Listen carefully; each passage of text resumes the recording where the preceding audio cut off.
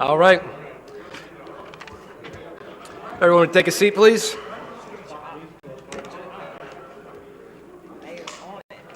All right, this is the December 12th Destin City Council meeting, and we are now in session. I'm going to start off with the invocation. First, we have Pastor Steve Ferris from First Baptist Church of Destin. I'm going to come on up. Father, we just come before you thanking you for this great country that you've given us and the opportunity here for all these folks that serve. We thank you for them, and Lord, we pray for you to give them wisdom. Lord, we thank you that you loved us enough to send your Son, God, that we could experience forgiveness of our sins and salvation for life, and Lord, a gift that just keeps on giving. And Lord, we just thank you for that. And Lord, again tonight, we just ask for your blessings upon this meeting, upon your time, and we want to give you all the grace, glory in it, in Jesus' name. Amen. All right, Councilwoman Aber. Please.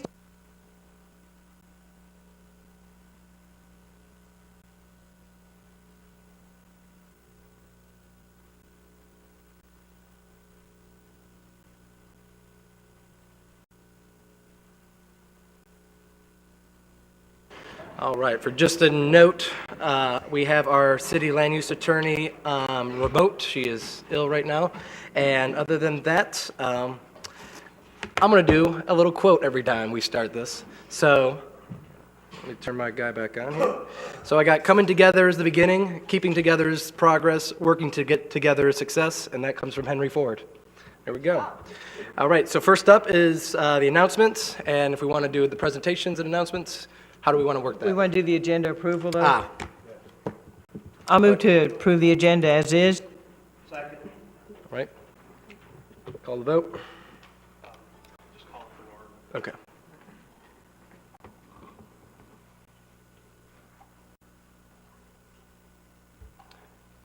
Matt, confirm.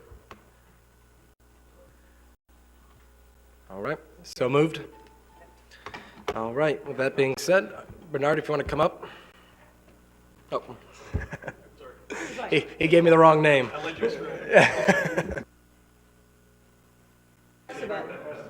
Button will make the red light turn on. Thank you. Yeah, I'll take Bernard any day. So Charlie Driver, FPL, I represent our development organization, and per your agenda, I'm here to talk about something that I've already been in discussion with city staff regarding a new program that is now available in Northwest Florida, and that program is for EV fast charging. And so I know that's a big agenda item for a lot of people here lately, and I want to go over the details of the program. So I'm prepared to share some of that with you all. And there's my deck. So I'm gonna rush through the slides because slides are fun, but I just do really want to give you an opportunity, council, to hear about the program, and then at the end of this, the hope would be to seek guidance from you all on where we go if we want to go forward with what we're looking at. So the FPL Evolution program, this is a nice picture just to kind of get a look at what we're doing.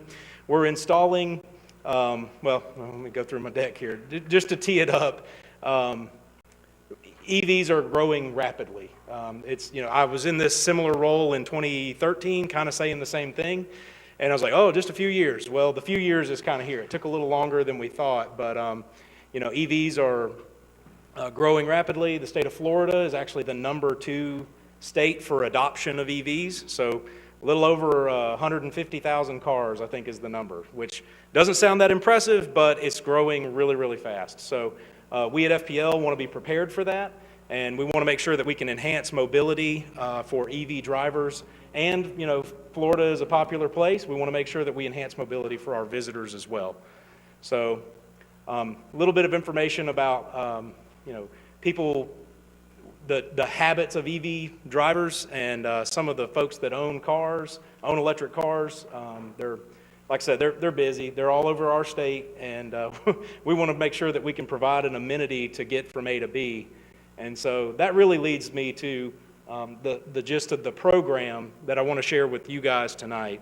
And basically, what we're looking at is providing up, 4 or more EV fast charging stations. We're looking for good partners to do this with, and so that's really what we're here for tonight, is to talked to the city about the possibility of partnering to place EV chargers on city property. We've already identified a potential location that we think would be suitable, the Marler Street paved-to-park lot. And I've already done some preliminary sort of desktop review of where we could bring power and provide the spaces. We just need to do a little further digging. But one thing I want to point out on this slide particularly is that last bullet, no impact on electric costs.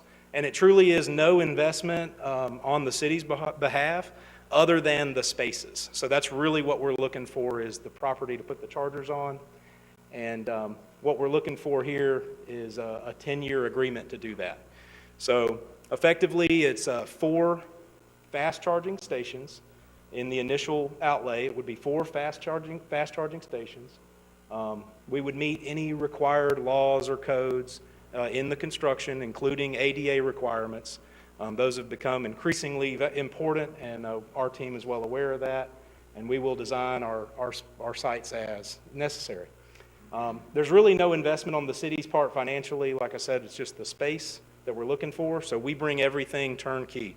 We would bring the service to the spot, which would include pad mount transformer, any power cabinet or equipment that's necessary, and then we would bring the charging stations themselves to the parking spaces.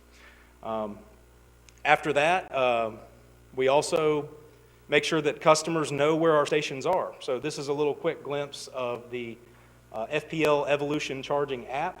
This is our app. It's not backhauled by some other provider out of California. This is FPL's product, and we're very proud of it. Great thing about this app is it would put these charging stations on a map that would be easy for people to find. And other sources of EV, locators would, our stations would be on their maps as well. So people shouldn't have any problems if they're coming in out of town.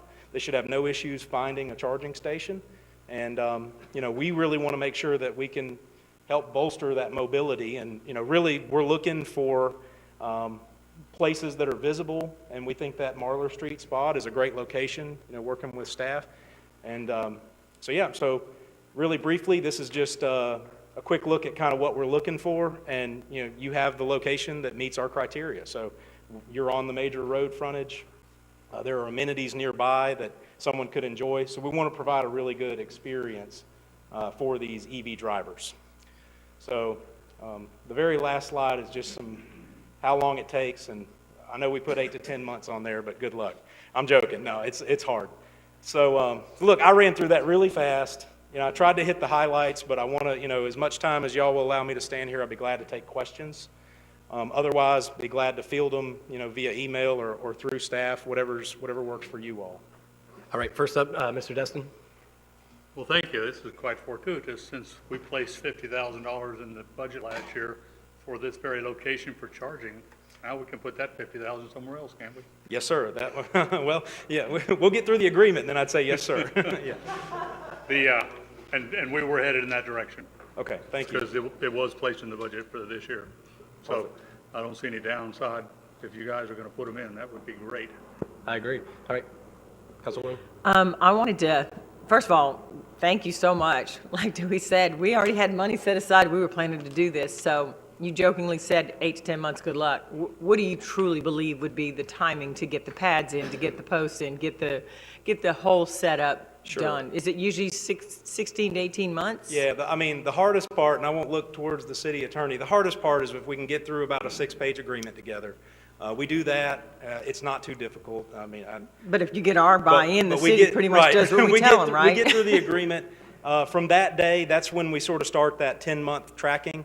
And we're doing our very best to get ahead of that. So in light of supply chain shortages, we've pre-ordered quite a bit of equipment earlier this year. We're trying to get ahead of the problem. So we're sticking with the 10-month timeline as our timeline because we're trying to mitigate it now. But we don't know what the future's Well, gonna if you've hold. already done the supply chain, pursuant, I don't think you're going to have a lot of problems with getting your 10 months started on our account. Trust me. Perfect. Great. Well, that's very positive. Thank you. Councilman Guile. I just have a couple questions after the fact. Once it's in place, whose responsibility is to manage the sites?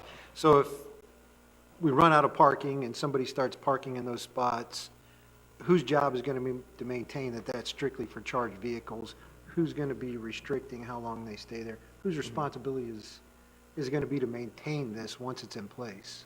Well, okay, great series of questions there. I would say just overall, over that 10-year span, per the agreement, for the physical assets, we're in control and fully responsible for the long-term maintenance and ensuring uptime and reliability and all those good things on the charging stations themselves. So we're going to maintain that piece.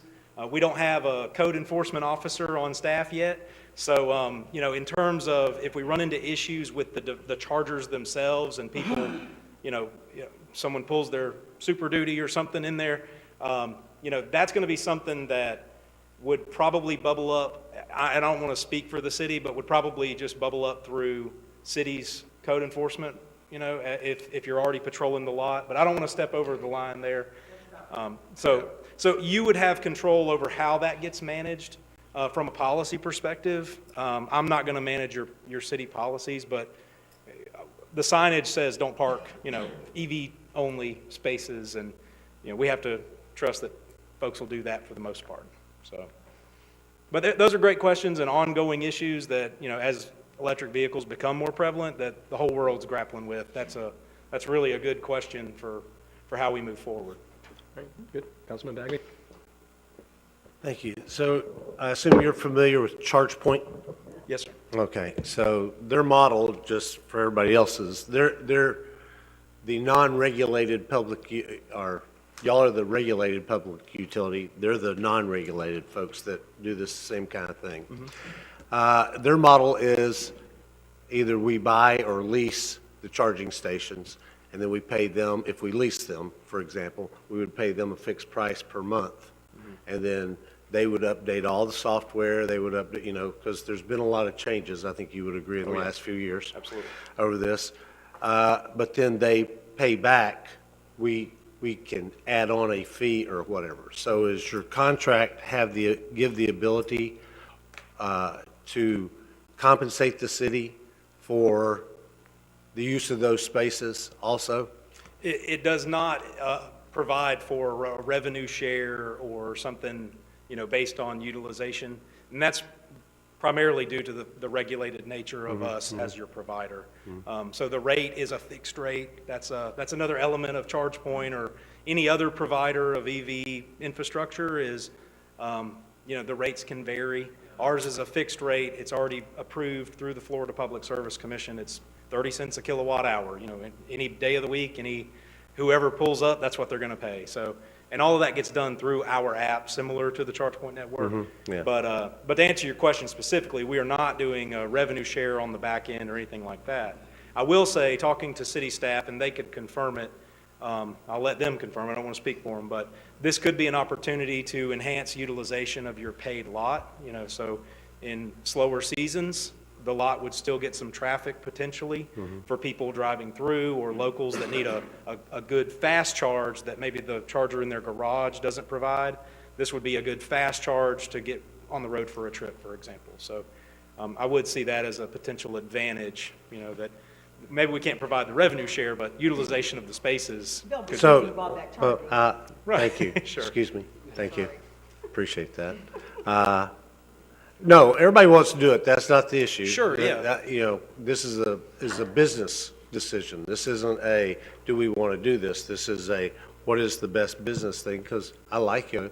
I'm curious though, you say it's regulated at 30 cents a kilowatt hour, no matter what time of day, no matter what demand. So in the middle of summer, when there's 100,000 people here using electricity, you're paying, and the person who plugs in is paying 30 cents a kilowatt hour, or what are they paying?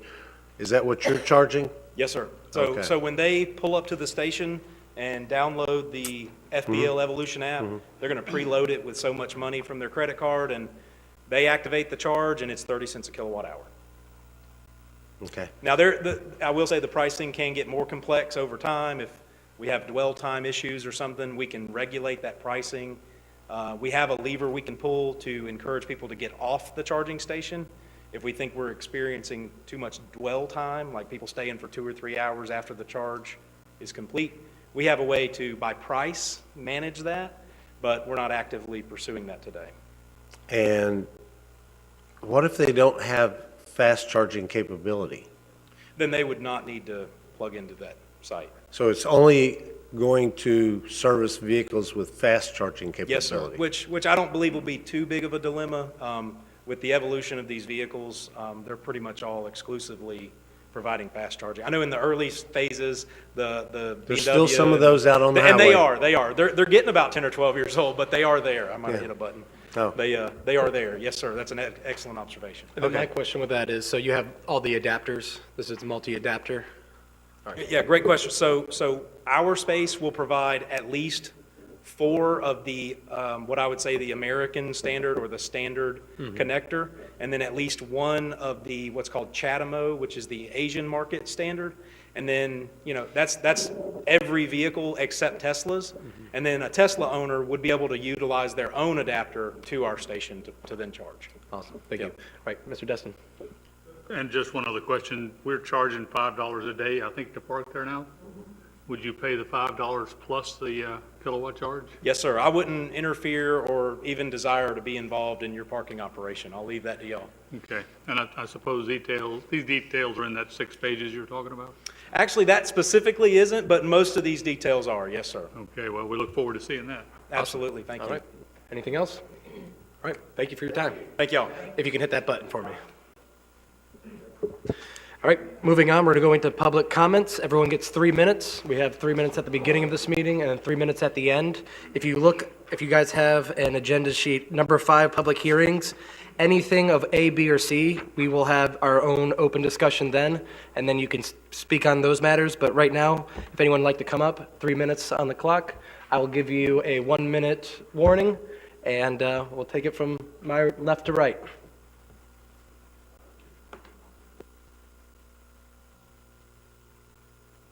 If you just say your first and last name and your address. John Stevens, 4025 Indian Trail. I just attended a Coast Guard recreational boating safety workshop in New Orleans, and they were talking about a whole bunch of stuff, but one of the things that would actually work for the city, they were talking about having law enforcement at the boat launch, even if there was a vessel or a vehicle or not a vehicle.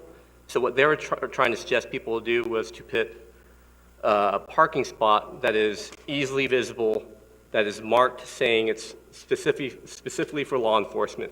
So that way, one, they have a spot to park at all times, but it just shows that law enforcement would be around, so that way potentially for BUIs and stuff like that. So I don't know if it's something where you guys want to look at, trying to have a dedicated parking spot at boat launches for law enforcement. That's all. Thank you. Anyone else? Going around? Yep, come on up. First, last name, and your address. Carolyn Jones, 1898 Shoal Creek Boulevard, Decatur, Georgia. Came down just for this. Thank you guys for seeing me today. I am here to address fines that we recently discovered have been accruing on 2 rental properties at a rate of $250 a day since April of 2019 due to not being registered as short-term rental properties. I am here on behalf of myself, my brother Evan, and sister Emily, and on behalf of our late father Mark Jones, who passed at the beginning of this year. Destin has been a great source of pride and joy for our family since my dad bought property here and began a small rental business. However, when his health became seriously poor in 2018, everything just took a turn for the worse. As his physical health deteriorated, his mental health began to decline as he was inundated with doctor's appointments, hospital stays, and the anxiety of upcoming procedures, complicated treatment protocols, and the all-consuming task of figuring out the right dosages of what seemed like about 1 million medications. He was hospitalized 12 times in the last 3 years, often for weeks on end, with the first major hospitalization occurring the exact same week he was first notified of the compliance issue that I am here to address. When his wife left him in 2019 after one too many overnight hospital stays, she literally dumped his clothes on the driveway while he was in the ICU, my husband and I moved in to take care as best we could. When he was admitted to the hospital in December of last year and given the official word that there was nothing more they could do, He used what short time he had left to give us a brief rundown of his affairs and to help tie up his loose ends. We were then shocked to learn that despite his long terminal illness, he did not even have a valid will. Thankfully, we were able to cobble one together in a matter of days, and it worked out okay. But it was a testament to the mental illness that came along with the physical one. He was just too wrapped up putting one foot in front of the other to think of almost anything else.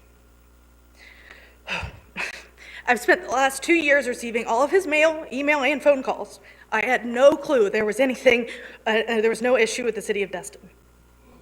We filed his taxes, registered golf carts, worked our way through Georgia and Florida probate, all while doing my best to be a good host for our rental tenants, pay the bills, and build back our ratings so we could sell the properties and begin paying off the many obligations my dad had racked up during his long illness. To say we have been drinking from a fire hose is an understatement, but we worked hard, and I was so proud to reach the point where we could finally sell the properties and begin to move on with our lives. All that to say, during the title transfer process with our quickly secured new buyer at 74 Terracotta Lane, our family was beyond stunned to learn that there were $660,000 worth of fines levied on his properties since April of 2019. This was more than the equity he had built. I truly believe he didn't know, or that at least he was not of sound mind and body to be able to deal with it. I wish I had known a lot earlier and could have made things right a long time ago. That being said, I'm asking the council here to please show mercy to our family and to alleviate this burden so that we can move on as best we can. Thank you on behalf of our family. Thank you.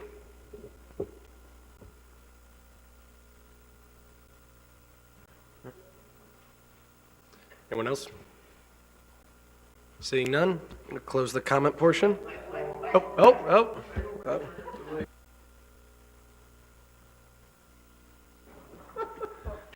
Thank you, Mayor, for letting me come up here after you were about to close this out. Council, it's good to see everybody tonight. Kyle, Lance, good to see you guys too. Came to share a position with you that our board took at the October board meeting. As you know, we do not take positions on specific projects. That was a policy I inherited 19 years ago when I got here. That policy is still in effect, but they did pass at the October board meeting a position to oppose any short-term rentals north of Highway 98 that is close to or within any historically long-term residential area. We know HOAs can prohibit this, but not every street or area in Destin is within an HOA. There are times when it is best for the business community that the chamber take a position that supports and takes care of the residents, and that's what we feel this one is. Part of the reasoning behind that is short-term rental developments put in near or in historically long-term residential areas north of Highway 98, going to increase traffic, noise, trash, parking issues, crime, etc. The same happens when existing homes north of 98 are converted from long-term to short-term, so this could be something that it relates as well to old development as well as new. As this happens, long-term residents around or near this development decide to sell their homes and move, causing Destin to lose residents. And when their home is purchased, it has the potential of becoming and probably will become a short-term rental. This will continue with each home that is sold. If residents are deciding to sell their homes and move due to short-term rentals being allowed, then we begin to lose our year-round residents, and that's who supports the business community for 12 months. It also reduces the local workforce, which is already a mess right now as it is. It's a quality of life issue for our residents north of Highway 98, and it begins to chip away at any sense of community that exists. I just came tonight upon their direction to come and share that with you, and I thank you for your time. Thank you. All right. Anyone else? All right. I'm going to officially close the public comment section. If you have anything else to say after the meeting, you have another 3 minutes, and we'll be going on now to the consent agenda. Would anyone like to pull anything? I can't do it during public comment. I make a motion to approve the consent agenda as is. All right. On motion and second. All right. Call the vote.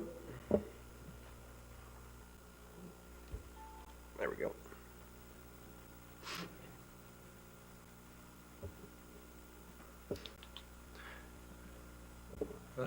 Dewey, Guile. Nope. I'm not as fast as the other one. There we go. So moved. All right. It's going on to city manager's report. Thank you, Mr. Mayor. Item 4A is Resolution 2210 regarding the TRIP supplemental agreement. And what this is a grant opportunity that Mr. Jeff Kozad, our grants and projects manager, put in with FDOT to request additional funding from TRIP for acquisitions of the property needed to complete the Crosstown Connector. This would approve what FDOT approved for us, which is $1.8 million of additional acquisition funds. And assuming this is approved by council tonight, and then we send it off to the state for their final approval, then we will have access to this money to continue purchasing the properties we need to complete the project. So we're looking for council's approval on this item. All right. I make a motion to approve. All right, motion. All right, motion is second. Open for discussion. Any questions? One observation, we need to get the money because we can't go forward without those properties. However, we still have no solution whatsoever or no understanding of what's going to happen at this Solomon intersection. And after the first year, I'm going to make a motion asking DOT to come or staff, if you have their plans, present it to us and let's look at it and figure out how in the world we're going to do that without completely turning that intersection into worse nightmare than it is right now. Awesome, thank you. Anyone else? Seeing none, calling the vote.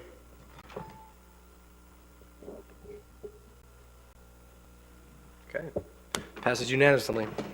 Item 4B is the 2023 PAWS contract. Some of you were on board when PAWS came to the city about 2 years ago asking for an increase in their rates. It was the first increase they'd asked for in several years. But at that point in time, the city of Destin still had 2 years remaining on their existing contract, and we asked that they honor that. And so now that contract is expiring, so we're at a point where we do need to renew. And we had Jeff and Webb doing some great negotiating for us, and got to a point where we feel that we've got a good deal for the services that are being provided to us. And we're asking for council to approve this. And we have Jeff or Webb, both, either one, to answer some questions on this. I'll second. All right, motion and second. Any discussions? Just have a comment. Spoke to many other municipalities, and they thought it was unheard of that they moved. So I appreciate you guys negotiating. That seems to be something that they don't typically do. So appreciate you guys. All right, calling the vote.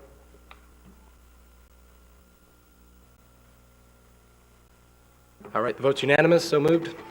All right, Resolution 2221, and staff is asking for some direction from council, a little background on why this is coming forward. It is because our Public Works is in need of purchasing a new street sweeper, and when they started looking around, we were offered a trade-in value for our existing street sweeper. Currently, the ordinance we have in place does not allow for trade-ins. And we are asking for council direction to bring back an ordinance that would allow for trade-ins as well as auctions, which currently it's auctions we have access to. Of course, trying to stipulate whichever one gets us the best deal for the city. I move to direct city manager to bring back an ordinance that allows for more flexibility in disposal of city surplus vehicles and equipment for the first reading in January of 2023. All right, got a motion. Do I hear a second? With a second, any discussion? All right, seeing none, calling the vote. All right, vote's unanimous, so moved. Item 4E is Ray will move forward with the appointment of committee members by the new council members in place. So I think you can do the publishing the regular agenda.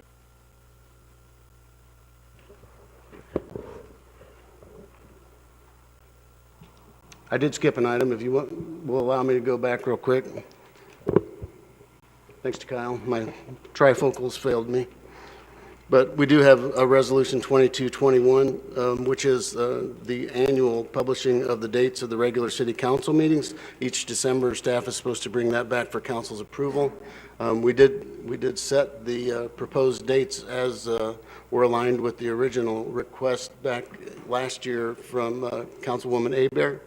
So that would be limiting one meeting months to July, November, December, and February. The reason for February is there is a holiday there in addition to the State of the City address and potentially the visioning session in that month.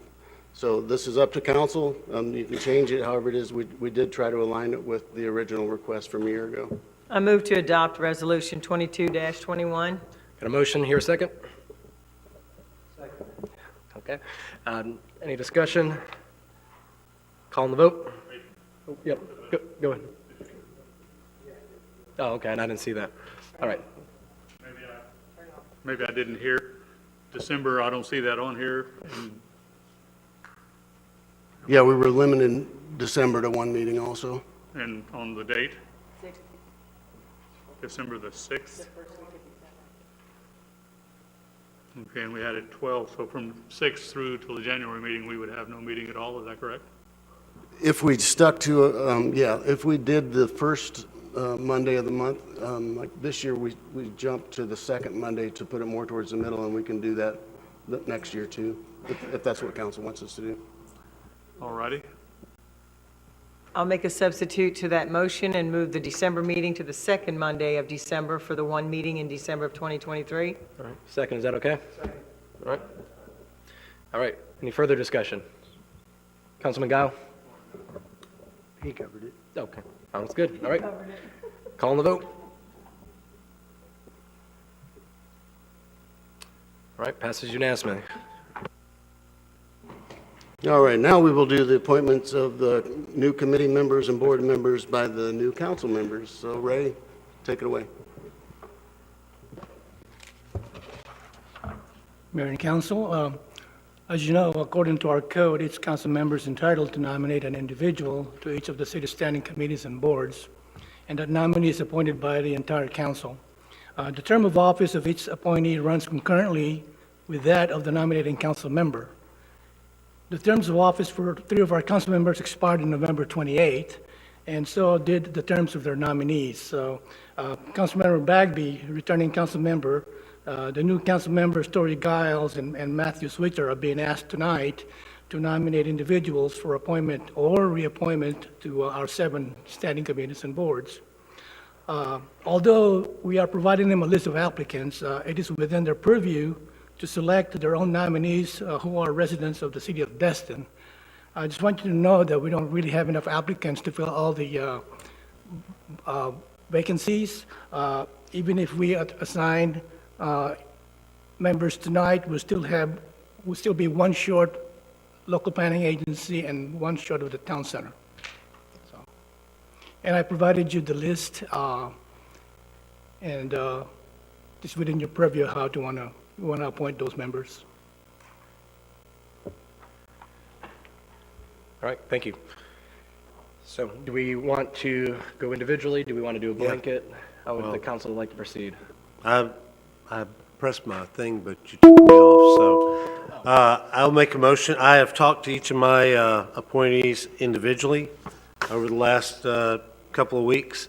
They've all agreed to return, so I'll make a motion to appoint Karen Marlar to the Board of Adjustment, Dick to the Harbor and Waterway Board, Jan to the Harbor CRA-AC, Todd to the Local Planning Agency, Lisa to the Parks and Rec Committee, and Lockwood to the Town Center CRA, and Curtis to the Public Works Public Safety Committee. I'll second those. All right, the motion is second. Any discussion? Seeing none, call the vote. Oh, where'd it go? All right, call the vote.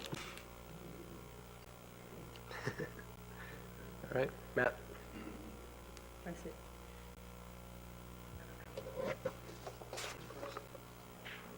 All right, there you go. Thank y'all. All right. Thank you for everyone who's volunteering with that committee. Yep. Now it's to Tory. All right. And you don't have to do it tonight, but you don't have one if you need to talk to somebody, that's fine, but we need to get quorums for those committees. That's the problem we've had in the past. And they're capable. So what Tory can do is get with you, Ray, and find out who he really needs to replace and who wants to stay on, correct? Same with Matthew. They need to reach out to you to clarify who they're going to renominate for these boards. They can go ahead and nominate one now, because I provided the information. If they, however, if they want to wait until they talk to someone else other than those that are on the list, that's okay too. But that's going to delay maybe a lot of our meetings this month, because your next meeting is January 3rd. Yeah, all right. Councilman Sweetser? Oh, you want to go? So, first and foremost, I went through the list of names, and I found some discrepancies on the list that was provided. Some of the residents that give the address, they're not listed as the owner. Now, I recognize that they can still be a resident, not be an owner, but I also talked to the supervisor of elections, and there's certain documentation that's required in order to verify that they're a resident before they're allowed to vote or participate as resident capability. So what I would like to do is verify those names and just somebody ensure that they are actual residents before they're allowed to be on or nominated towards a certain committee, if that's possible. And I also recognize, is this the part where we volunteer for committees as well? Or is that? That'll be the next item. Okay, that's the next. So there's a few that I want to verify that they are actual residents before we put them in the inner workings of the city of Destin, making decisions for our taxpayers and for us. I'm happy to work with Ray to get that done. I would just make a recommendation that we accept the nominations contingent on that coming back positive or affirmative. Yes, sir. Thank you, sir. All right. You want to make a motion? Yeah. All right. Councilman Sweetser? Yes, I do have 3 nominations tonight. The first is a very special one. I'm sure most of you here remember Miss Dot Jones.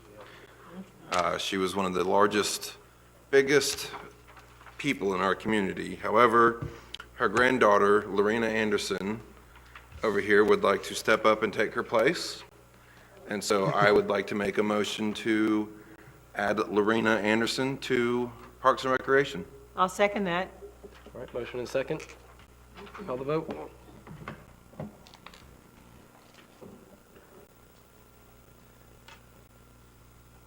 Matt? What is wrong with this thing? All right. So moved. All right, keep going. All right, my second nomination is for the Town Center CRA. I move to add Nikki Johnson. All right, second. Call the vote. All right, so moved. All right, third. And then my third is for Public Works and Safety. I'd like to keep Mr. Jim Wood on that committee. All right, call the vote. All right, so moved.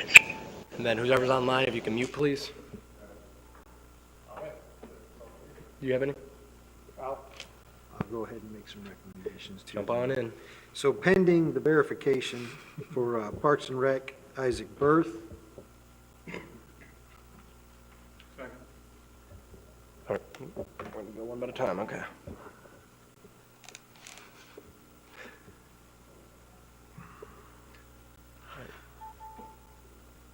We said yes and you cleared it. I'm sorry. Everybody was yes. It was unanimous, okay. Okay. Next one. Board of Adjustment, Tom Weidenhammer. Yep. All right, call the vote.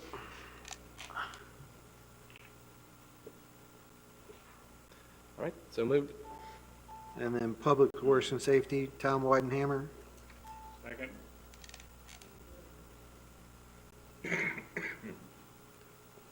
Jim? We're All right, so moved. Thank you. Okay. And All right. then Arbor Waterway Board, Guy Tadlock. All right, Second. call the vote. All right, it's unanimous. Okay. Ray, have we missed anyone or anything? Harbor CRA,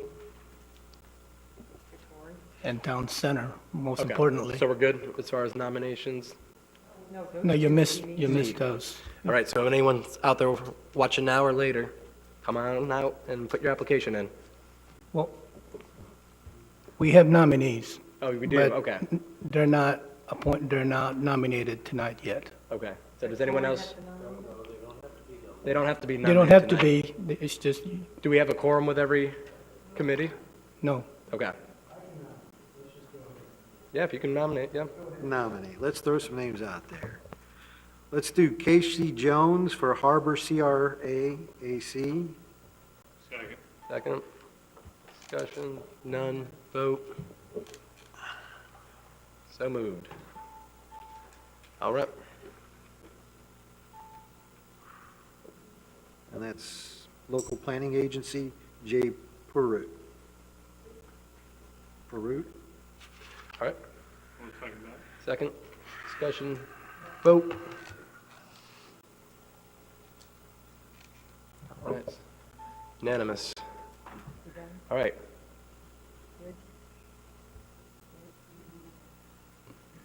They can do what more for the Town Center because they're really hurting. Okay. All right, who is that?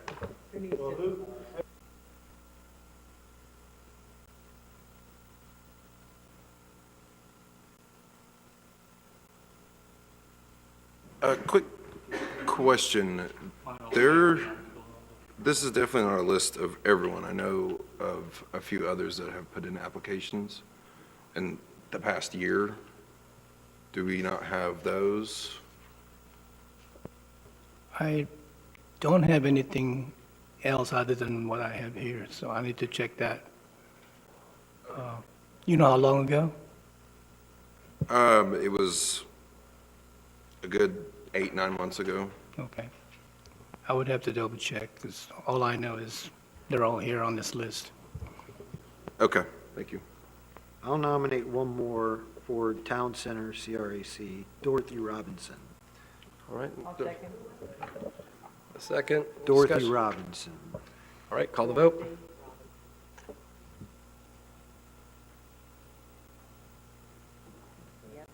All right. All right. Believe that is all before I move on. Looks so. Okay, moving on to now 4F, which is the appointment of council representatives to various local and regional committees and boards. If the council will allow me, I have some representatives here just to kind of give a very quick, very high-level overview of what their respected board does and how it correlates with the city of Destin. I don't know if I need a vote for that, but I have them prepped up if that's okay with you guys.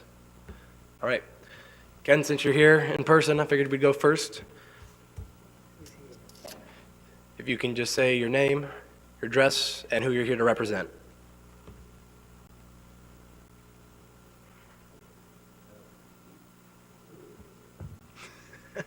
Thank you, Mayor Wagner. My name is Ken Wampler, 310 Laripe Loop. I'm currently the chairman of the Tourist Development Council for Okaloosa County, and obviously the TDC is a good and a bad thing depending on obviously how much traffic we have and how much trash, noise, and parking issues we generate, but obviously it's a community thing. The TDC is an advisory council that makes recommendations to the Board of County Commissioners. It's obviously important and imperative in my world for the city of Destin to have representation there.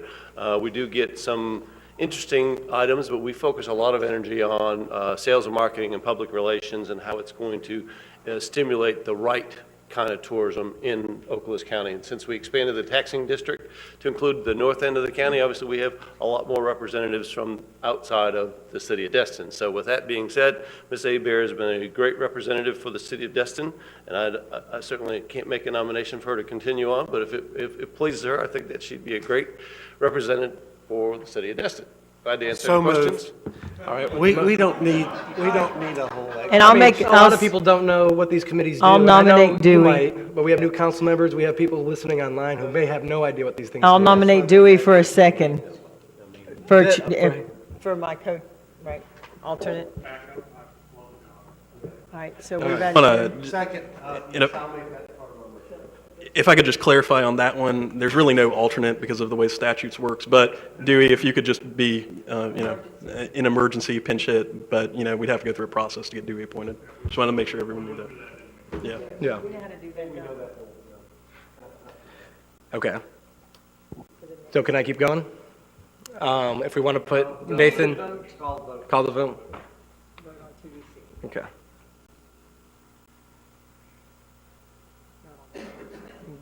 All right, so moved. All right, up next I have from the Economic Development Council, if we want to put Nathan Sparks on.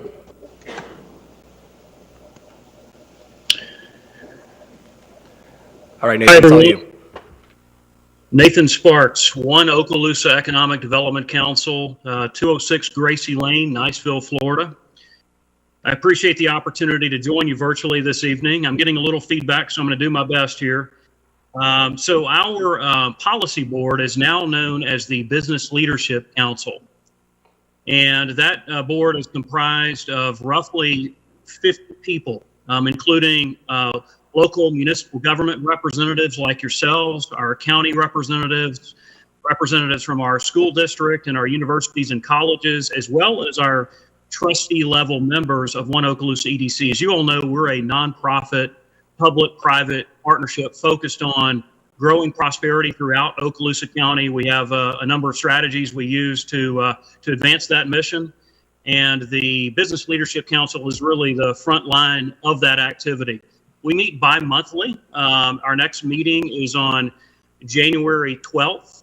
We meet on the second Thursday of every month at Northwest Florida State College in Niceville. Our meetings are from 3:30 to 5 p.m. And we've enjoyed great support from the city of Destin over the years, and we certainly appreciate that. Awesome. Thank you so much for having yourself on tonight. All right, with that, anyone making a motion? I'll make a motion. We had our mayor listed our representative in the past, I believe, and I would nominate Bobby. I'll second that. Happy to do it. All right, call the vote. All right, so moved. Thank you. All right, up next, we have Austin Mount, who represents the region of the city, or region of this area, and under several different committees. Austin, if you're on, if you want to start with the Emerald Coast Regional Council, and we'll work down from there. It sounds good. Thank you, Mayor and council members. It's good to be, I guess, with you virtually this evening and talk about our different organizations. As Mayor mentioned, my name is Austin Mount. I'm the Chief Executive Officer for the Emerald Coast Regional Council. We have 3 different organizations on your list this evening, as well as 1 committee that we are asking for appointments to serve on. The first one being the Emerald Coast Regional Council. That is what we call, basically we refer it as the mothership. It is where we are all staffed and housed out of. It covers 7 counties from Escambia County to Washington and Bay County. And it does economic development and oversees all of the different transportation elements across those 7 counties as well. We are very active in military presence or perseverance. And we want to make sure that our military has a good foothold and stays mission critical here in Northwest Florida. This is the only one that I can actually do because of my paying job, so I'll volunteer to be the primary on this. I'll second that. All right, we'll call the vote.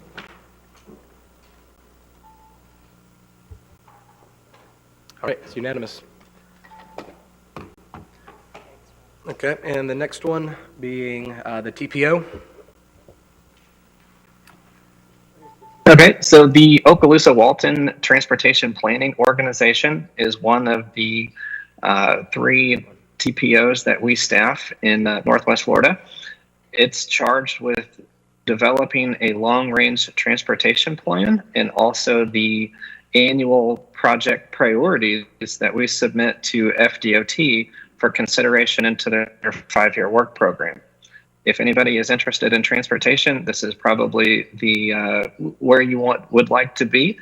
Councilwoman Aber has served in that position in the past, and so if we need 2 members to serve from the city of Destin. Austin, I'm going to nominate Bobby to be the primary and maintain the alternate position myself. There's 2 voting positions, so we need 2 people to come. There's 2 All right, primaries. so I'm going to nominate Bobby as one of the primaries, and I'll maintain the secondary primary if that's okay with council. All right, any Or is discussion? this the one that, Tori, you can do this one? Yeah, I can do. Okay. I'll nominate Tori as the second voting member with Bobby, so those will be the 2 primaries. With you as the alternate? Okay. All right. All right, call the vote. All right, so moved. All right, and then the last one. That will be the RUA. That's Austin as well. Okay, yeah, we actually have two left. Oh, okay, go ahead. But that's okay. I'll cover the RUA first. So this is the Rural Utility Authority.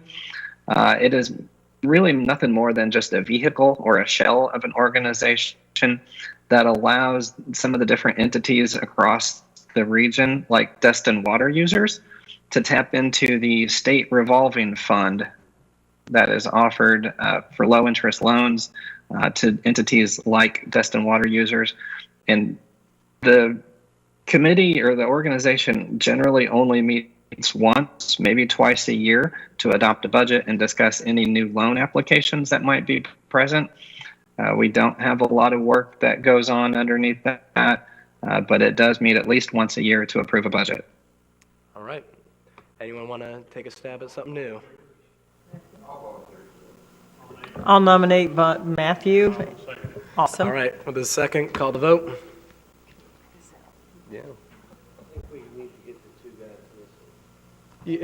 Yeah, a very convenient meeting to miss. All right, Austin, your last group. Okay, so the last one is a committee. It's the Okaloosa Transit Committee, and it is basically a committee that's made up of the different local governments across Okaloosa County. So whoever will be appointed to this will serve as the Destin representative, in addition to Fort Walton, Crestview, Okaloosa County, and meet every other month with the transit provider, EC Rider, and talk about the different needs that might be in the city of Destin. In years past, there's been certain coordination efforts for the Seafood Festival and different activities of trying to set up stops. And so we would look for somebody that is active and has an interest in transit development. I'll nominate Bobby. All right, do I have a second? Yep. All right, call the vote.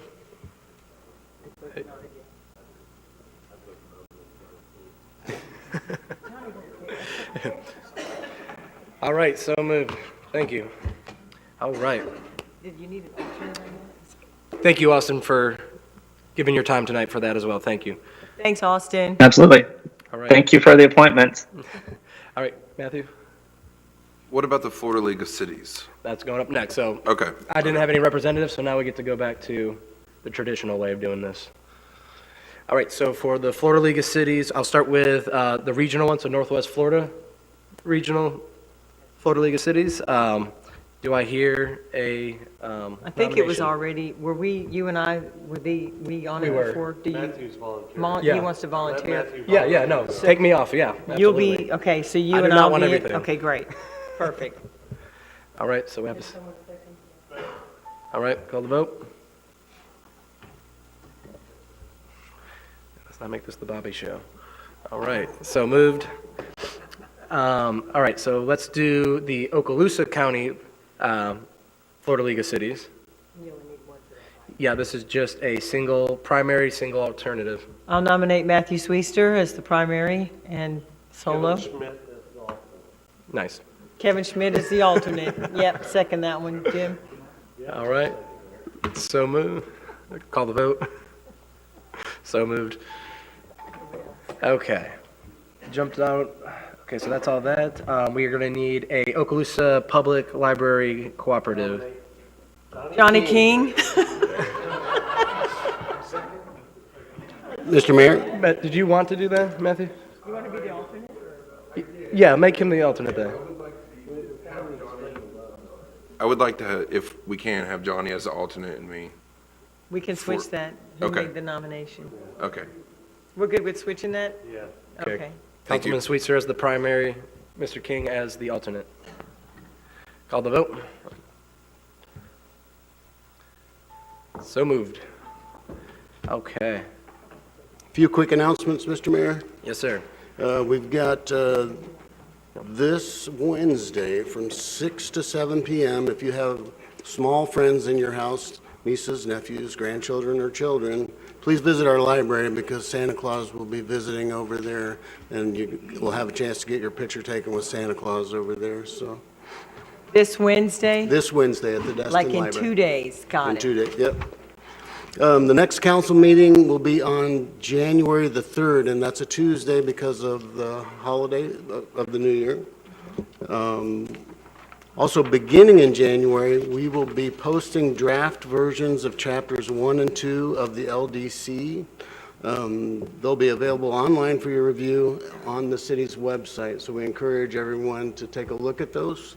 And did you have anything else on that, Louis? Is that, okay, just take a look at them. We'll post them the first of the year. Well, there'll be opportunities to comment as well for folks to provide us comments. Manager, if I may, are we going to have red line, in other words, what it was and what it's going to be now? Correct. Okay, thanks.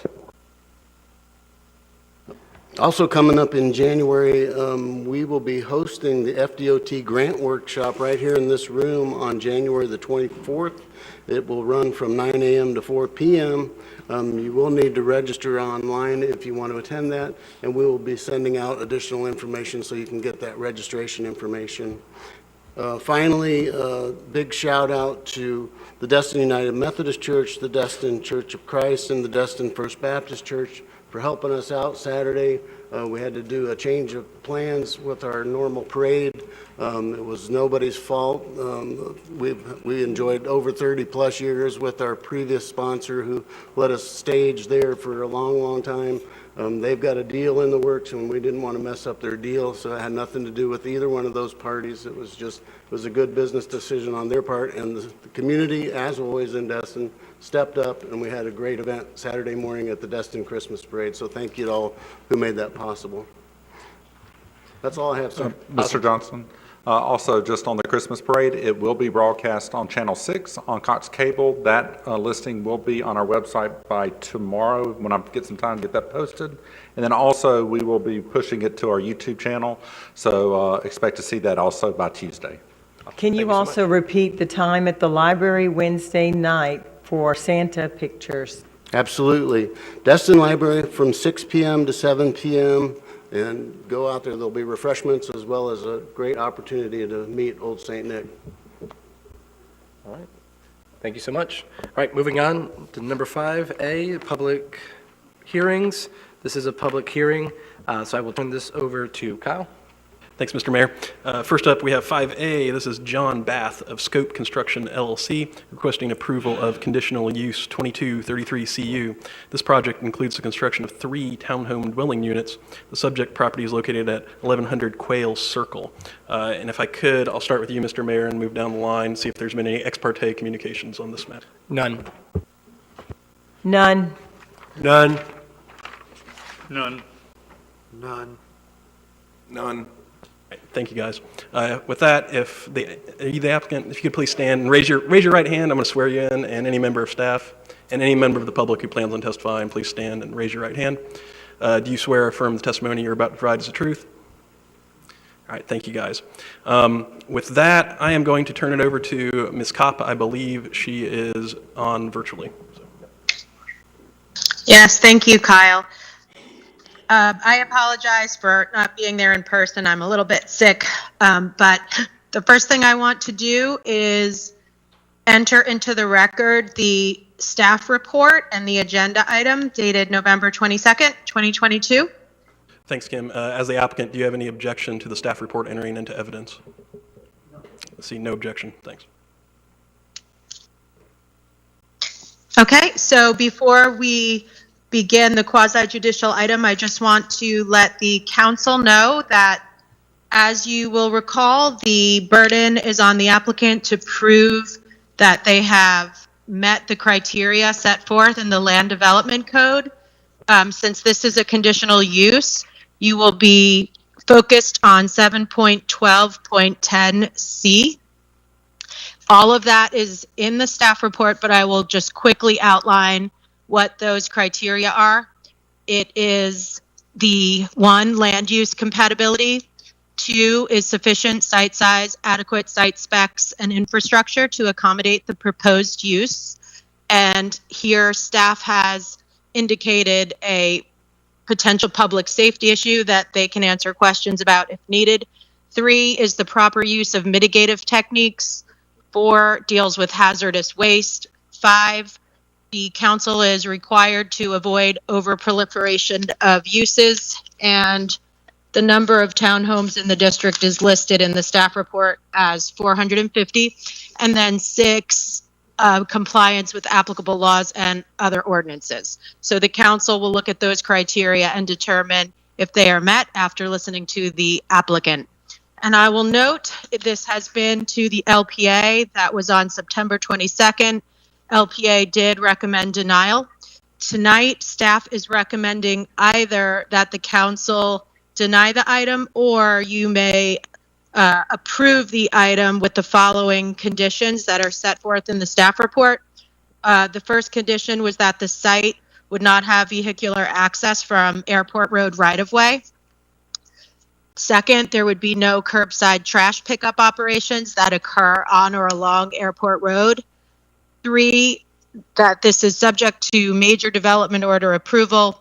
And 4, subject to all local, state, and federal permitting. At this point, I'll note that staff is available to answer any questions, but we will turn it over to the applicant for their presentation. All right. That is Kim, that's our land use attorney. Yep, so you guys want to come on up? All right, so just your first and last name and your address. And then just hit the button.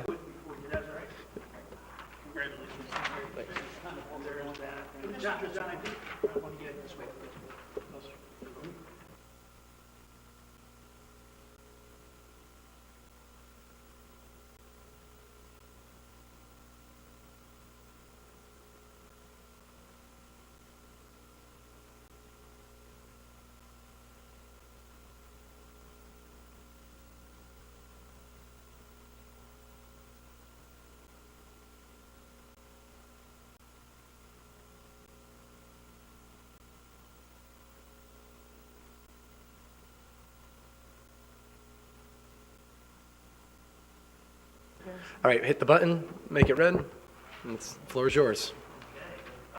Oh, hit the button. Press the button. Oh, there you go. There you go, now it's on. Thank you. 101. My name is Rodney Bath. Just recently separated with Air Force. Was active duty and civil service, government contracts, contract negotiations, construction manager. So I got a little background with that, but we're excited to purchase a small commercial mixed-use development lot. We've cleared, it was kind of, when we moved in 3 years ago, I bought a house off of Airport Road, so it's our home. Our vision was to clear the lot and make it something more beautiful than it was as you're coming around that corner. So we thought we could really add something. Curbside appeal to the city of Destin, especially there's some transition areas I think that could be improved for the city of Destin. But we went and just did everything right. We went to one of the best stormwater engineering companies in Pensacola. Does big military contracts. So we've got a good team. We've got a great architect and civil engineer aboard. So this last meeting, we were talking about safety concerns, and it just was, it was a little bit confusing because right in front of the lot is a middle school pickup in the morning and dropping off at night. So watching and observing, because I spent a lot of time on the lot, I didn't notice any cars flying around the court because we're downwind from the big corner there. So their kids are safely being picked up. I've talked with Jay McGinnis's office since this meeting, I think 22nd, and he assigned, I think his assistant Donna, And she says, okay, they're going to look at it. I says, because there's some safety concerns about pulling into their driveway, exactly where that bus stop is 2 times a day, for a while. And I said, are you aware of any safety issues from a standpoint of picking up the children every day? And they were not aware of any safety issues ever at that intersection. But I was told by Donna, she goes, we will look at it, and if there's any safety concern about picking up the kids being dangerous, we're going to move it. But if we don't relocate it, then we're going to deem it not dangerous. So I thought that was a good start to say, if it's okay to pick up the kid, drop the kids, pick them up every day, about 20 kids, right exactly the same spot we're talking about, being a danger zone, just pull into the driveway. I just wanted to make sure I did my due diligence and tracked it back. And I don't see any historical data outside of, opinions are strong because of what's happening at Quail Run townhouses before us. They've got a right in, a right out, and also a left out against the blind spot of that dangerous curve. They go almost head in, and I sat there and watched it, car after car, people from the Quail Run townhouses. They jet across there. People are taking that hard turn. And when I called them, I says, that is the concern. I'm downwind from that.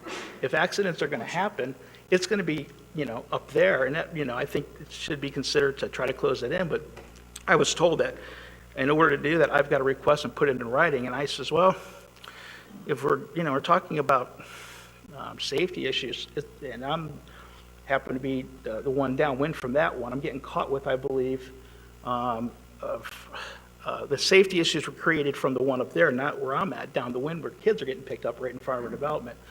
So, we're here to represent, that fact, and I'm not sure what, historical data, there's no, major accidents happen right in there. Other than that, the school kids would not be picked up. And right now, I don't know anyone could actually scientifically say that is a dangerous spot where we're talking about pulling in. We're doing 3 townhouses there. They have a setback that goes way back. You pull up, we got a right in, we got a right out, and there's nothing cutting across the green. It's a wide apron driveway. So we're coming back because when we're shut down, we're talking about, we lost 3 interest points on our development from 2 months ago to now. We've gone back and looked at everything, and our stormwater plan, everything is going to be perfect. We're doing advanced systems that, are, I think, more common towards military stuff and stormwater. But we feel like we've done our due diligence. My brother's a licensed contractor. I come from a contract experience. We do things right. We don't just do things, try to squeak by. We do it all the way, the right way every time. And I felt like last time we were really caught off guard by saying it's so dangerous you can't enter Airport Road. Well, that means I can't develop my land because my property address is Quail Circle. But through the development, they've squeezed it out where I don't have access to Quail Circle. So my only access to my property is Airport Road. And according to The Voice, I call The Voice because it's strange that, but there's no way I can develop my property. So according to what they were recommending last time, I says, well, how are you blocking me from building my house, putting trash at the end? Because everyone all the way down Airport Road, past that curb, all can have a mailbox and to roll trash down to the road. And that's not dangerous. I went to Waste Management headquarters, submitted my blueprint and my site plan. I says, we're proposing to put our trash cans here just like everybody else. Can you concur or, let us know if we have any safety issues? They came back with a template and they says, put it here and here. We approve it. When we submitted that, it came back, no, even though Waste Management's second largest pickup company, probably in the United States, their safety plan and agreement wasn't up to snuff to whoever was looking at that as being a safety. So I thought, wow, I think Waste Management, looks out for their drivers and looks out for blind spots about getting accidents or rear-ending. They had no concern with it at all. So we went from, no, you can't turn into the driveway, you have to have private trash service if you want to do this. I mean, it was just, I don't know what it was. I'll be honest, because there was just nothing to substantiate the cost of what we're having to be faced with. We're doing 3 small townhouses and, adding a good aesthetically pleasing look to that corner, providing city tax money, We're doing everything, like I said, with the eye that we live here in our community, where family is here. So we're trying to do our best, and we're answering every bell that we're flexible. If there was like a little bit of corner that would need a little bit more space, we're allowing, you can see about 22 feet on that corner to pull in, much larger than any townhouse around here project of the 450 she mentioned. I don't know of any that has a big open, a 22-foot to come in and turn around on any of them townhouses. The ones behind me, they got a driveway from here to the wall, and it's so overpiled in there, that would be a problem. But we're creating an open driveway, you pull in, and you got plenty of room to pull here and pull out safely. And I just feel like we're getting, to be frank, I mean, I think it's more a personality than fact about this denial and saying it's a safety issue. Because that's a strong word for me when I'm watching kids getting picked up and they're shutting it down because of safety issue. It doesn't match. You know, when the director of the school board is saying, we're not saying, he wouldn't give, of course, I was in a position as far as representing the government in Air Force. I couldn't give like certain letters to contractors for referrals, but it was clear that they do not deem that as a safety issue. And they're piling on here. They're piling on that's a safety issue just to pull up there. When no one on the airport all the way down has the same scenario. A driveway, they can put the rolling trash bins there, they have a mailbox, but all of a sudden we want to do it, and now it's a safety issue, even though we got a school bus pickup. So I don't know who's answering the bell on that one, but that cost a lot of stress, time, and it shut us down. So we're coming back and we're representing it and saying, you know, let's make sense of it. In my schooling, you put it in front of a judge and say, is it reasonable to support my position? And I believe our position and what we've shown is reasonable, that it's not a safety issue to pull into that driveway. So that's kind of where I'm at with that. So that was the main issue that I think she went into the coding and stuff. And I think we're fine with coding and acreage to the house size, the room, the setbacks, the whole thing is a development. We're in line with that. So we're asking that we be approved the conditional use permit, and as we go through submitting more blueprints, tweaking and stuff, we can do that because we're a small company, we're flexible, we can make them changes happen as we're going. So we're asking for, approval for the conditional use permit. Awesome. Thank you. Okay. And with Ryan, did you have any comments or offer any comments? I can answer any questions they call. Yep. All right, so with that, thank you guys. I'm going to open the floor for public comments. Okay. Everyone's here. Do I see any public comments here tonight? All right, seeing none. All right, I'm going to close the public comments. I will entertain a motion at this time. I thought we got to open the motion first. You can have discussion first, or you can have Okay, a we'll motion. discuss and then, Yeah. okay. All right, so up first, I have Councilwoman.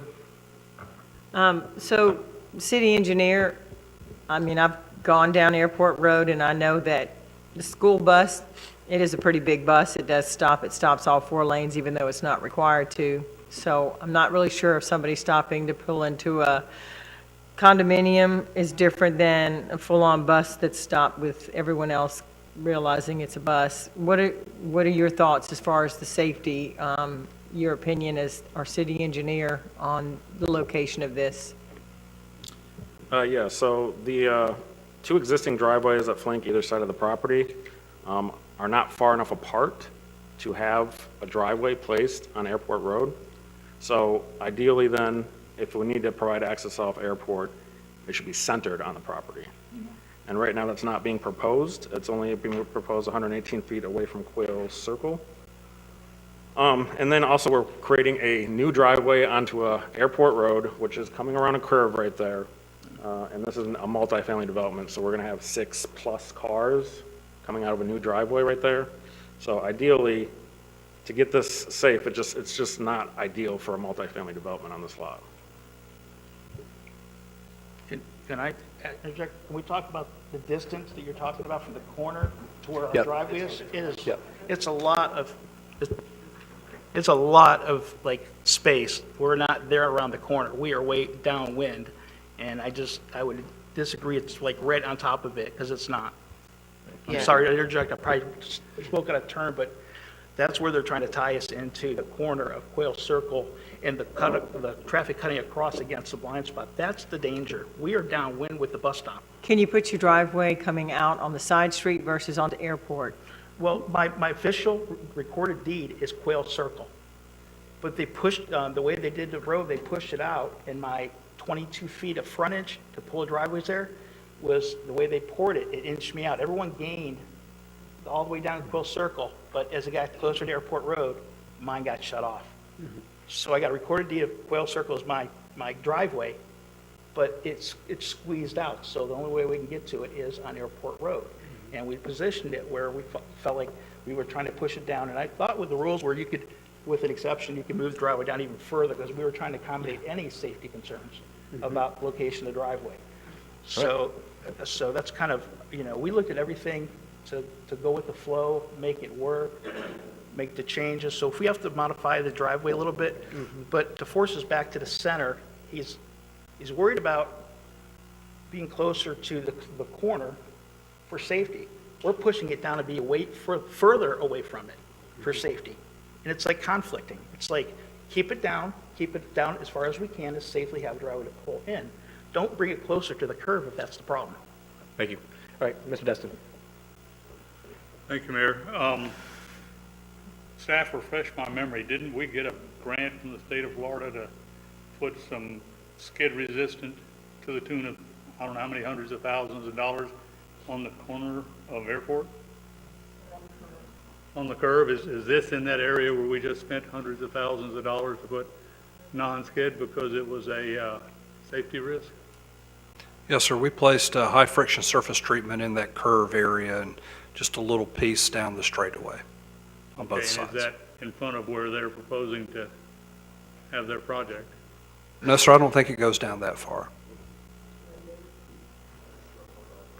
My other question is this parcel suitable for single family? If the issue is that we're afraid we're going to have 6+ cars in and out, if you have a single family, you wouldn't have that issue, would you? That Or is correct. Can they put that here? Yes, a single-family home is a permitted use in this zoning district, and therefore it would be allowed access directly off of Airport Road. Which was the next question I was going to get to. How do you deny a property owner access to a public road? If you do have access to build a house, then you've not denied it, I suppose. That's, And I'll let, legal thinking? yeah, I'll let Kim answer that, but that's essentially my understanding of the state statutes. All right, thanks. Kim, do you have anything to weigh in on that? A single-family home is permitted by the code. That's why it's not an issue. It's automatically going to be allowed, and it would presumably be less impactful, which is why this is a conditional use in the first place and has these separate criteria. So you're talking about 1 unit versus the 3, and potentially 2 cars versus the 6. Thank you. All right, Mr. Bagby. Thank you, and to add on to first, I don't think you answered Councilwoman Abear's question. As I understood her question is, can you access it from behind the property, which would be, that name does not come up on that Paul little Sims Drive is street? behind us. Nope. No, it's, yeah, HOA. okay. We tried. Okay, so, and I think what Mr. Destin was alluding to, it's not a trash can or 2 trash cans, it's 6 trash No, cans. 3. No, because you have Oh, recyclable recyclable and and you have the regular. It's 6 trash cans Uh-huh. every Tuesday and 3 on Friday or whatever the pickup And that dates plan are was over there. submitted to- And so, what? Oh, I'm sorry. My turn, you know? Sorry. I don't know what it is tonight. Everybody My just bad. thinks they can just, you that was know. my bad. I only. So it's not 1 or 2, it's 6. Okay, so I don't have a problem with you building a house there. I really don't. But I do have a problem with you building 3 houses, 3 townhomes there, because I do believe the increased traffic, the increased trash, so that negatively impacts. You want to build a house? That's why, that's what's approved there. That's what's allowed there. You're coming back and you're asking for a conditional use that I don't think, from a safety concern, from a lot of different concerns, I can allow to go on that parcel. You can build a house, as long as it follows the code, knock yourself out, but not 3 townhouses. That's just where I am. Well, safety, like the plan with wastewater or waste management is a pretty big outfit. I went to their safety division, sent them my blueprints, and they sent an overlay and said it was fine to put all the trash cans that was required on there as a normal pickup like they do all the way down Airport Road. So why is mine different and I'm downwind than anybody else on Because the road? yours is different. You're asking for a different thing. If you look south of where your parcel is, those are all single-family residences that feed out there onto Airport Road. There's one that has Directly, 6 units together, down right there. that's further down, right? But I'm not, I don't think I'm in I'm the talking zone. the people that are in Quail Run, that live on, whose driveways go out into Airport. I just don't see 6 rolling trash cans at the bottom creating chaos. It doesn't make sense to me. Councilman Sweetser. We end up getting, that's fine. Hi. 2 questions. One, are y'all planning on selling the 3 rentals? I mean, the 3, I'm going to live in one of them. I'm a veteran. I'm using my VA benefit to live in one of them, and I will rent the other probably long-term. I'm not sure the rental, you know how the market is, the interest rate's going up. You got to be flexible with market conditions. So it's hard to pinpoint, say exactly what we're going to do. We may sell them, but I'm living in the first one. That's why I'm passionate about this, being safety and it'll be neat, and I'm not worried about trash cans being out of control, because I went to the experts in safety with waste management pickup. And when they came back and said they had no issue with it, I could rest my hat on that pretty good. Is it reasonable in front of a judge would say that's reasonable. If you've got the safety plan approved by Waste Management, then they're physically picking up here in the city of Destin, your same location. I don't see that being like a deal breaker. My God, 6 trash cans down there that are only allowed to be there a very short period of time. For any city, you just put them down on certain days, you pick them up and you roll them back. And it's not on the road. They're way back, just like everybody else's. So there's no cars coming and hitting them. There's nothing that's, I don't understand that. going back, well, let's skip Okay, what I sorry. asked in the beginning.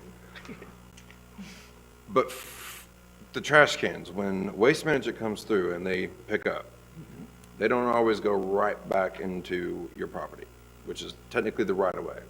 They can fall over, especially in the location that you're at. Yes, I've lived here. No, I agree It's- with you, but that's not on. They're on going to ours. be hit, damaged, especially having 6 out there. I can see where that's going to be an issue. Your other issue that I can see having is finding someone to rent the other 2 or buy with the airport across the street. The noise level, even at my house a few blocks down, it's quite loud. That's, I mean, we're talking apple and oranges, we're talking about. We're not, though. We're not, though. Like you're talking about basing the decision on if we can sell or rent them. That's like over here, right?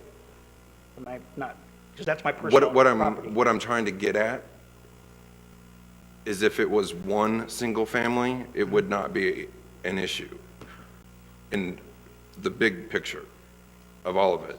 And then my second question, what was your conversation when you approached the HOA at Quail Run, behind your property? I went and tried to talk with them for 4 months, solid. Went to their property management, PMI. They were trying to set it up, but the HOA manager was just a wall, slammed the door in our face. No, we don't want to let you come in on this side. We have the common wall that they put the new fence up. I says, we're talking about a small opening here. That way we can access and, prevent any, safety issues over here. And it was a hell no.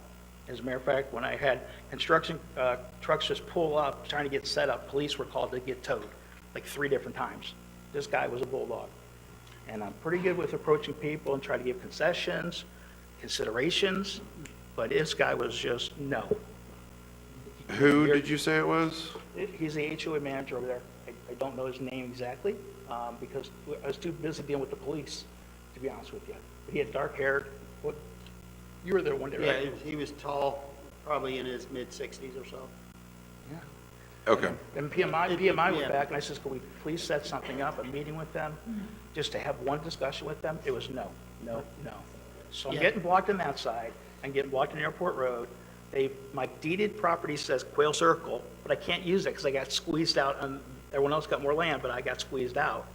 So, where's the break point here of reason that, and the land percentage acreage to 3 townhouses is in code. So it's not like we're asking to bend a code. It's in code with the acreage that we have.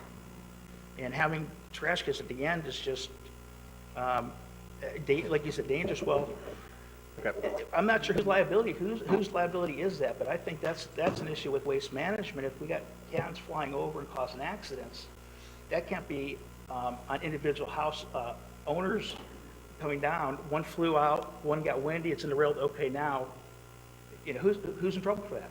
Okay. All right, don't anything know. else? Yep, All right, I'm good. Mr. Gal. Hi, how are you? I'm okay, guy. I'm sorry to be wound up, but we put hundreds of thousands of dollars in that lot, and it's just like the interest in this delay because the trash cans and this and that. No, I got it. The You school keep- bus is just I just need frustrating. my chance, real quick, because you're saying the exact same thing over and over and over, and we're on a very limited time schedule right here. So one thing that you keep mentioning is that Waste Management's looked at the safety portion of this, but what you need to recognize is Waste Management's a corporation. When they look at their safety, they're looking at their equipment and incident liability. That's their protocol, that's what they're looking for. We, and the city staff, are obligated to look at the health, safety, and public welfare of the community. So it's a different safety standard, a different criterion altogether. So it's not apples and apples. It's 2 different situations, 2 different evaluations.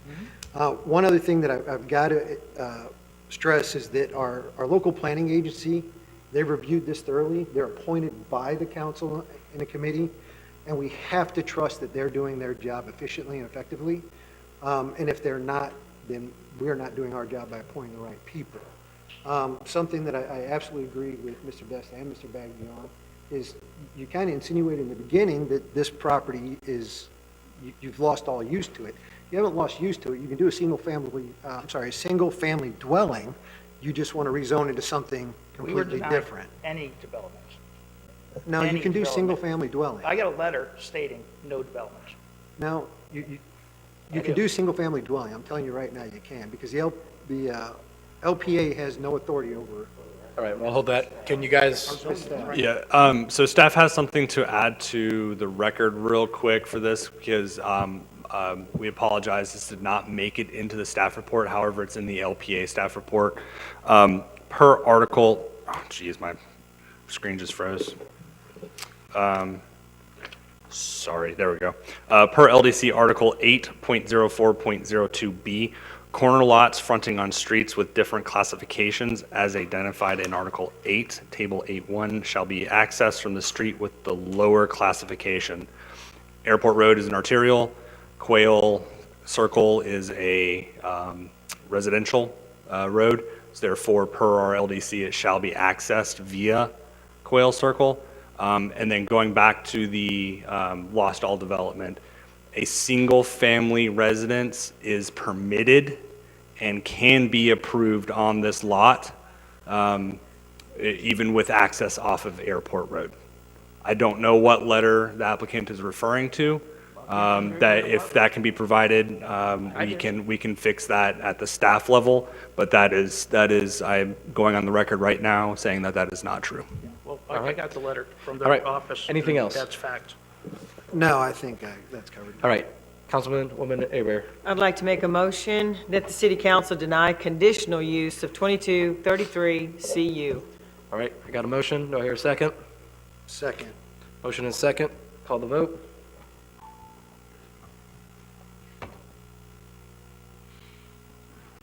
All right, unanimous, so moved. Thank you. So that's denied. Okay, so we have retained Eastman Law Firm to represent us in the forward appeal to this because I'm dealing with trash cans liability. that's going to shut us down from developing. The houses sit way back. We're not on top of the road. Yep. All right, yes, sir. But anyway, yes, I'm sorry, you. I just, that's just upsetting because it's another 20, 30, 40,000, and then you're going to run Yep. people out of Yes, sir. business. Sorry. I'm sorry. All right. All right, moving on. Public hearing B. Kyle?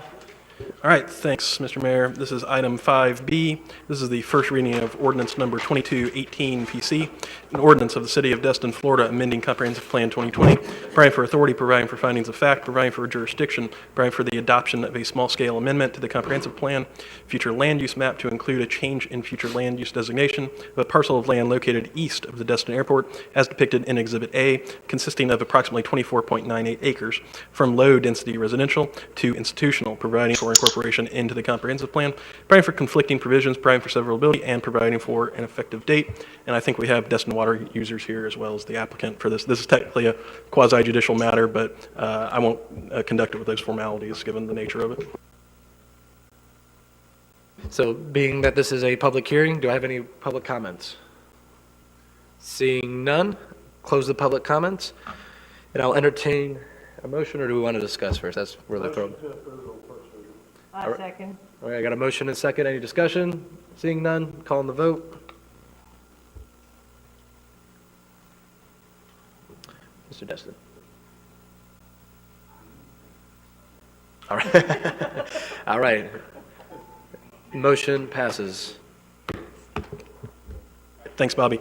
Next, we've got item 5C. This is the first reading of ordinance number 2219 LC, an ordinance of the City of Destin, Florida, amending the official zoning map as referenced in the Land Development Code, Section 7.12.01A2, zoning maps to include a change in the zoning designation of real property located east of the Destin Airport, as depicted in Exhibit A, consisting of approximately 24.98 acres from low-density residential village to institutional, providing for authority, providing for findings of fact, providing for jurisdiction, providing for zoning map amendment, providing for incorporation into the Land Development Code, providing for conflicting provisions, providing for severability, and providing for an effective date.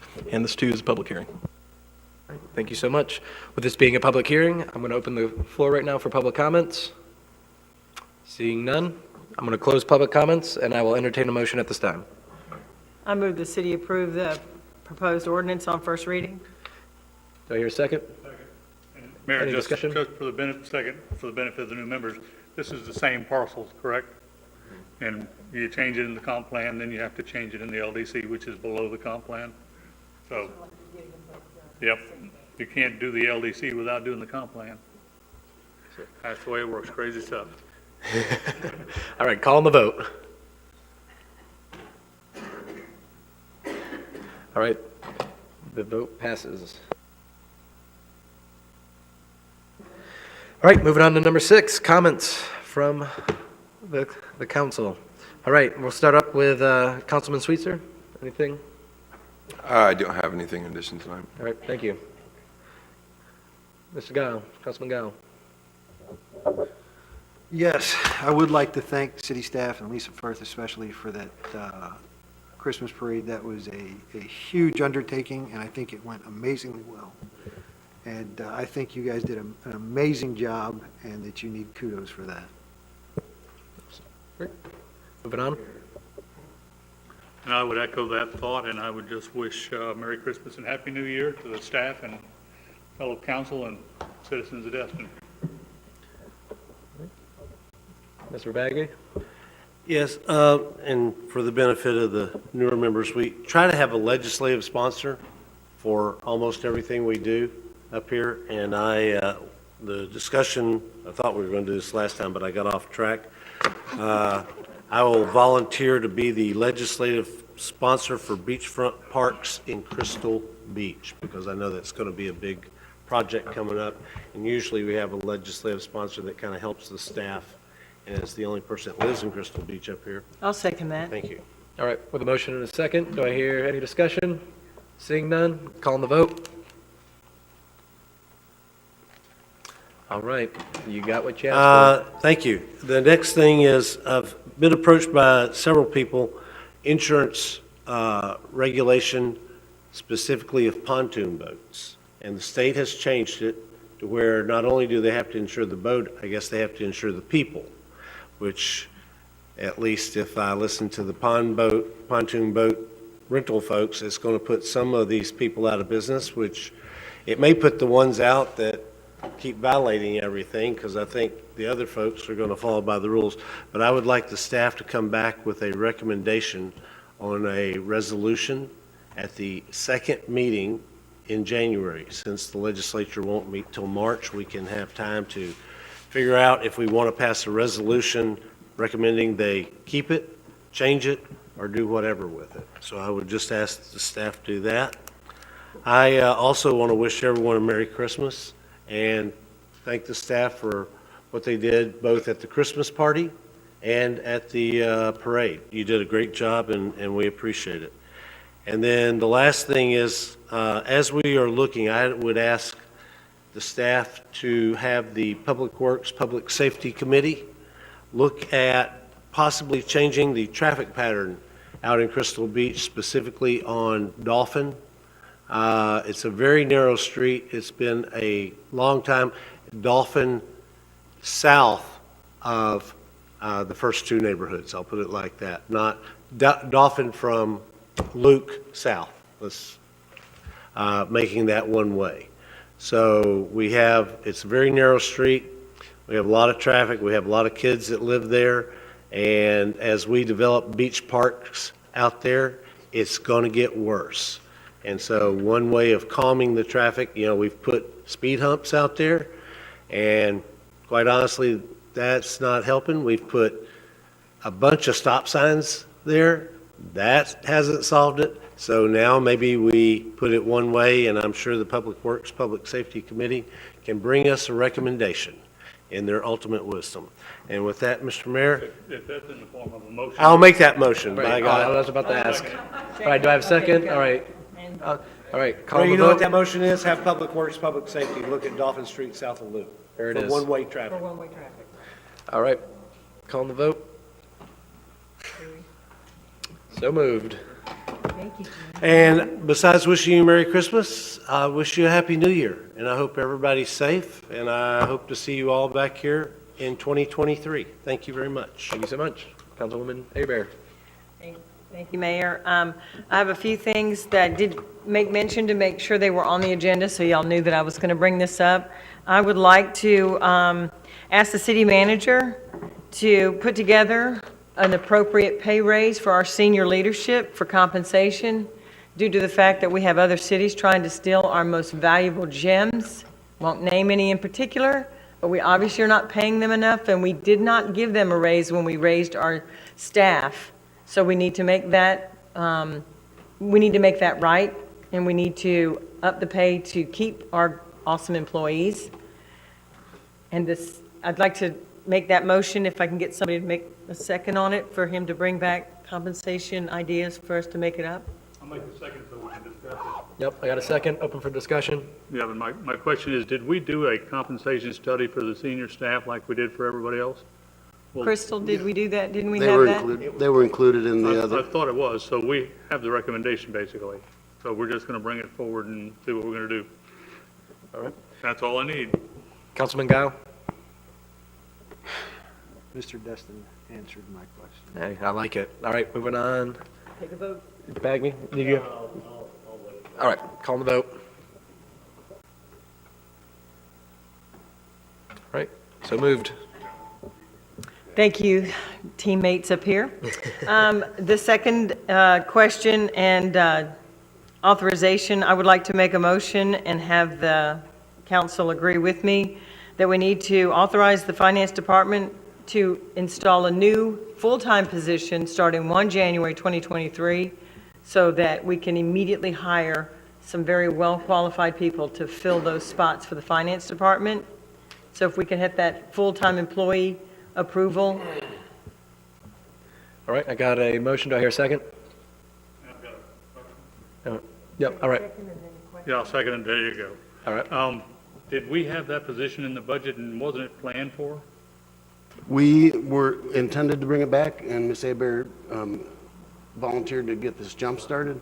I do want to request that we add to the motion that we make the necessary budget adjustment to accommodate that.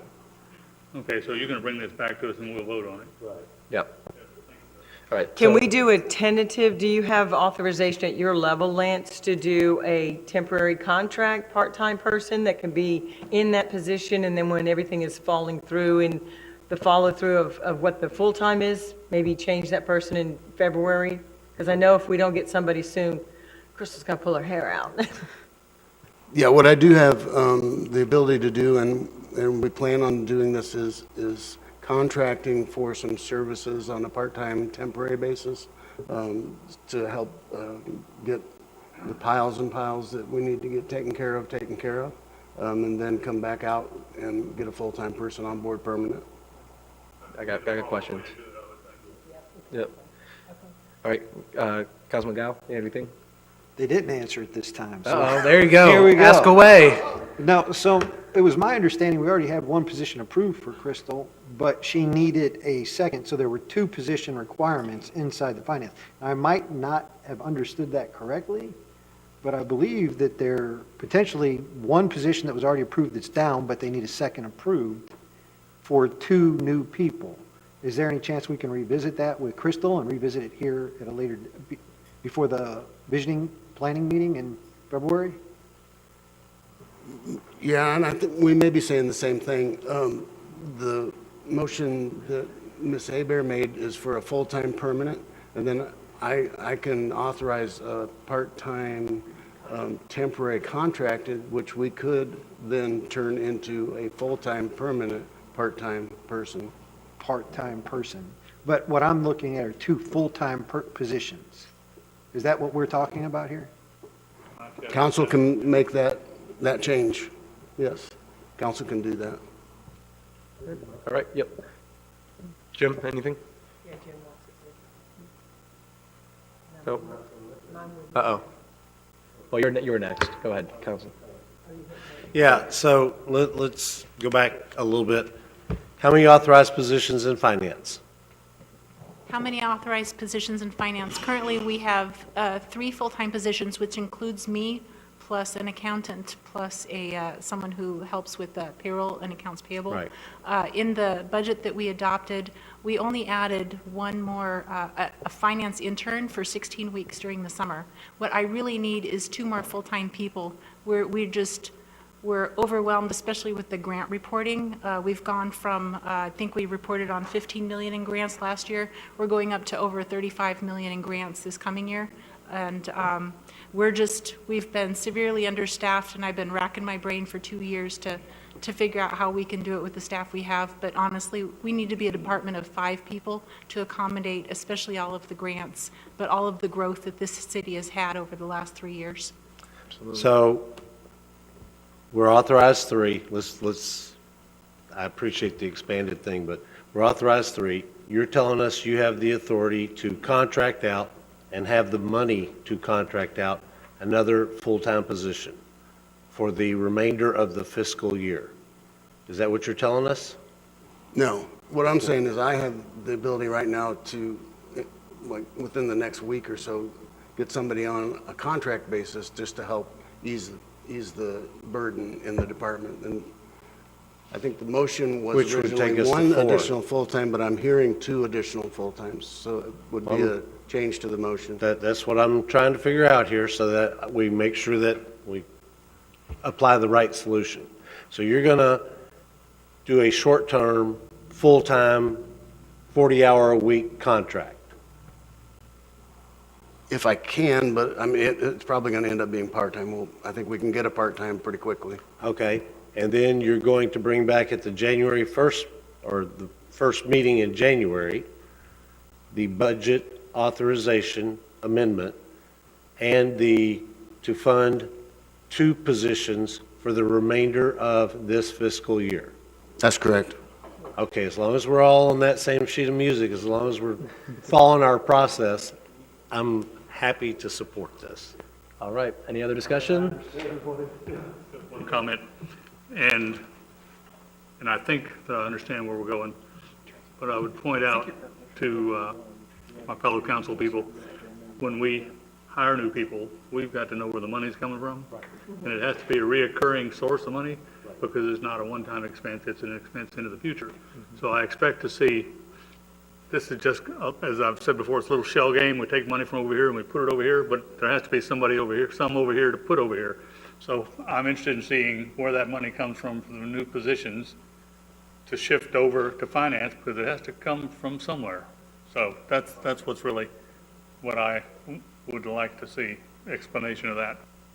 So to clarify my motion, it was for 2 full-time positions to be added to and found in the budget, clarifying for the rest of this fiscal year, and then you'll get us the contract part-timer. All right. That's not an amendment, that's clarification? As a seconder, I'm trying to make sure, I thought we were one full-time, and we were going to discuss the second one, but you were going to bring back a contract person to fill in the meantime. Put it on the record. Finance needs 5 people, so she only has 1 person under her, so it's her and the other person, and then an accountant, and she needs 2 more full-time people. As So, long as they bring back to us where the money's going to come to pay for it. We're not hiring 2 full-time people till. we get the money information, but we'll get a contract part-timer to fill in till we get the money information in January, correct, Crystal? Thank you. All right. Calling the vote.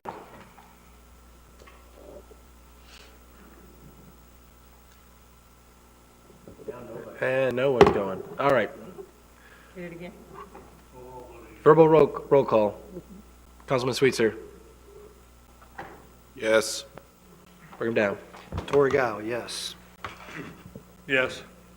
Yes. Yes. All right. So moved. Thank you, Mayor. And the other thing I wanted to, also with what the other council members said, the staff did a phenomenal job putting on a wonderful Christmas party on Friday night. It was, or Saturday night, it was a very enjoyable event. I think everybody went home with some sort of door prize, which was always fun. People like to win things, plus the food was great and the restaurant treated us like gold. So thank you for organizing. Lance, having your staff set all that up. I know there was a lot of moving parts, especially with some people that left, so a lot of people had to jump in. Our HR boss here had to jump in and play PIO for a minute, so thank you, Jamie, for that work. And then, of course, Lisa Firth, nobody can ever give her enough kudos for the amount of finagling and the wonders she does to get that parade organized. And I know there was a couple of snafus, but Lisa just plowed right through and had everyone marching out onto the street by 10 o'clock, and it was a great day. It was a great parade. Lots of people have called me and said it was one of the best Destin Christmas parades they'd ever seen. So kudos to Parks and Rec and all the people that helped Lisa organize it. I know her staff were all out there churning and burning. So thank you very much, City, for all you do to keep our city excited about the things that we get to put on. And I hope all of you have a very Merry Christmas and, of course, a wonderful and happy, safe New Year. And I look forward to seeing all y'all in January. Awesome. Thank you. All right. So for all the new appointed committee members, thank you. For those who are getting reappointed, thank you again for volunteering your time. For anyone watching and wants to get interested into joining us as a committee, just go to cityofdestin.com/volunteer, or you can just go on to the page. It's pretty easy to find. Without you guys, we can't get the recommendations to have the facts up here to make the best decision for everyone. So I appreciate everyone who has and will continue to make Destin great through the committees. Other than that, speaking of committees, we also have a youth council committee. They just hosted their first beach cleanup and did a phenomenal job.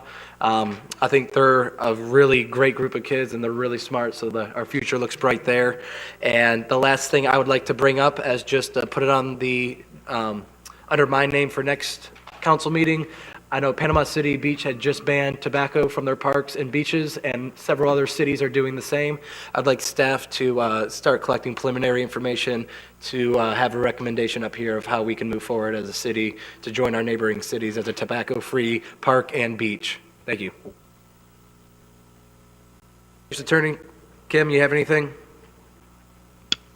Merry Christmas to all. That's all I've got. Thank you. Kyle?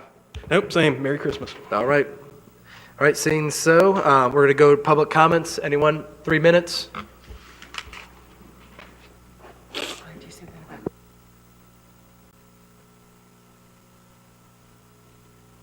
Hi, John Stevens, 4225 Indian Trail. Councilman Bagby, thanks for bringing that topic up, actually. Last week, FWC actually posted a marine enforcement alert that actually is making this law educational for 6 months. They're not going to enforce it, and it's due to that insurance, we call it a glitch, and actually the state is actually working on the glitch bill to modify that, and they're hoping to get it in March. So hopefully we'll have enough time to fix that. One thing to keep in mind on this bill, or this, the law, they did say boating clubs are considered a livery, and any personal boat that is using online resources such as Boat Setter. So it could give some teeth to enforcement. So, all right, that's all I got. All right, thank you so much. There we go. I just wanted to say thank you for your appointees. I really appreciate it, because now I think these committees to get to work.